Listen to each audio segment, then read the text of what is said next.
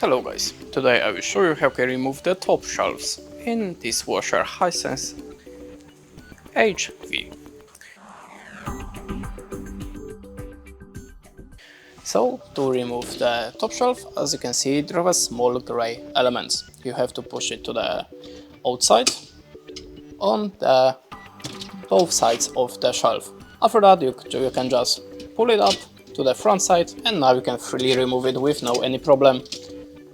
About this shelf, you have to push this small element in this hole and just take it out. The same thing on the other side, and after that you can remove the top shelf. And that's it. Thanks for watching, leave us a like or a comment, and goodbye.